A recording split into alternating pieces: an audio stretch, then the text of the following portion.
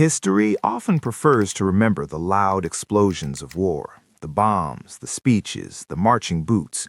But some of the most devastating acts of violence happen in silence, with the stroke of a pen on a piece of paper. In 1938, such a silence fell over Italy. It was a silence designed to suffocate, to erase, and to destroy the minds that threatened the rigid, hateful order of fascism. At the center of this silence stood a young woman named Rita Levi-Montalcini. She was 29 years old, a rising star in the world of neuroembryology at the University of Turin, and she was about to be told that she no longer existed. To understand the magnitude of this erasure, we must look at the world she inhabited. Rita was not just a student, she was the protege of Giuseppe Levi, a titan in the study of the nervous system. The corridors of the university were her home, the microscope her window into the universe. She was unraveling the mysteries of how life forms, how a chaotic cluster of cells decides to become a brain, a spine, a nervous system. But outside the laboratory walls, a different kind of chaos was brewing. Benito Mussolini, eager to align himself with Hitler's Germany, issued the Manifesto of Race. It was a document of pure malice. Overnight, Italian citizens of Jewish descent were stripped of their rights. They were declared non-Aryan, a bureaucratic label that carried a death sentence for their careers. The law was absolute. Jewish professors were expelled, Jewish students were barred from enrollment, and Jewish researchers were banned from academic libraries. The message was clear. You are not Italian. You are not a scientist. You are nothing. Imagine the scene in Turin. One day, Rita is conducting experiments that could change the future of medicine. The next, she receives a letter. It is cold, formal, and final. She's fired. Her badge is revoked. Her colleagues, people she had shared coffee and theories with, suddenly look away when they see her on the street. The fear was palpable. To associate with a Jew was to risk one's own standing in the party. The academic world, supposedly a bastion of reason and enlightenment, crumbled before the brute force of ideology. They expected Rita to disappear. That was the script written for her by the regime. Pack your bags, flee to America if you are lucky, or fade into the shadows of domestic obscurity. Rita considered fleeing. Her family debated the dangerous crossing to the United States, where many exiled intellectuals were gathering. But the ties of family were too strong, and the fear of separation was too great.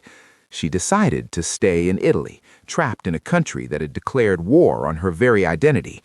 To the fascists, she was a problem to be solved, a statistic to be removed. To her former university, she was a ghost. They believed they had successfully killed her career.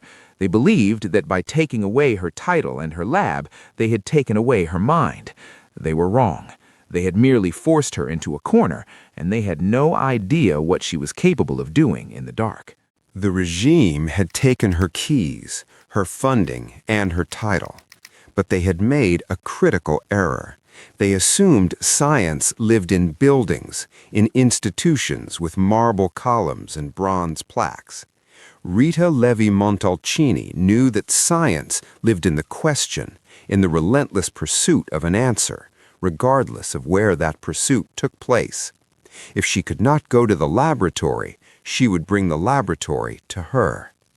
In the cramped confines of her bedroom in her family's apartment, Rita began an act of defiance that history nearly forgot. She called it her Robinson Crusoe laboratory, named after the castaway who built a world from scraps. It was a masterclass in improvisation. She needed a microscope, so she managed to secure a modest one, setting it up on a small vanity table, usually reserved for perfumes and combs. She needed surgical instruments to dissect the tiny embryos of chickens, but professional medical supplies were restricted. So she went to a local seamstress. She took ordinary sewing needles and spent hours grinding them down on stones, sharpening them until they were fine enough to manipulate nerves thinner than a human hair. The process of gathering her subjects was equally surreal. Rita would cycle through the streets of Turin, the air thick with the tension of war, to local farms.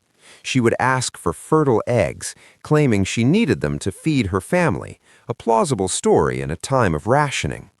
In reality, these eggs were her test subjects. Back in her bedroom, she would carefully open them, operate on the developing chick embryos, and then seal them back up. After the experiments were concluded, the eggs were indeed cooked and eaten by the family. Nothing could be wasted. While she worked, the world outside descended into madness. The Allied bombing raids began to shatter the nights of Turin.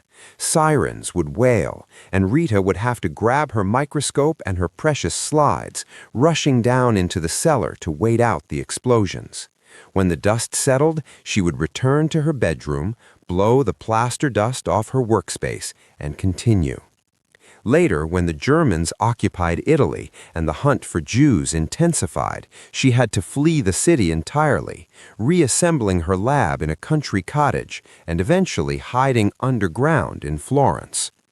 It was in these impossible conditions, hunted and isolated, that Rita made a discovery that contradicted everything the scientific establishment believed. At the time, the prevailing dogma was that the nervous system grew by simply adding more and more cells. But peering through her bedroom microscope, Rita saw something else. She saw massive death. She realized that developing nerve cells were dying in huge numbers. It wasn't an accident. It was a necessary part of growth. The nervous system was sculpting itself, pruning away the unnecessary connections. But what determined which cells lived and which died? She hypothesized the existence of a chemical signal, a factor released by the target tissue that told the nerve cell, "Come here and survive." Without this signal, the cell committed suicide. It was a radical idea, born in a war zone, fueled by sewing needles and stubbornness. She was rewriting the textbook of biology, while the world tried to rewrite the map of Europe. The war ended, leaving Europe in ruins. But amidst the rubble, Rita Levi-Montalcini emerged with something more valuable than gold, a box of glass slides and a theory that would revolutionize medicine. She had survived the bombings, the Gestapo, and the loneliness of her bedroom lab. Now she faced a new challenge, convincing the world that a woman working in isolation, using sewing needles, had outpaced the greatest institutions on Earth. In 1947, she received an invitation from Victor Hamburger, a prominent neuroembryologist at Washington University in St. Louis. He had read the articles she had managed to publish in obscure Belgian journals during the war. He was skeptical, but intrigued. He invited her for a few months. She stayed for 30 years. When she showed him her bedroom research, the American scientists were stunned. The precision of her dissections, performed under the threat of death, was flawless. The data was undeniable.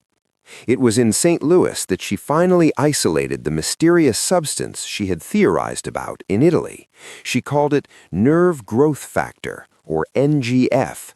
It was the first cell signaling molecule ever identified, a protein that allowed cells to communicate, to grow, to survive. This discovery was fundamental. It opened the door to understanding cancer, Alzheimer's, Parkinson's, and the very nature of how our bodies build themselves. Yet the scientific community was slow to accept it.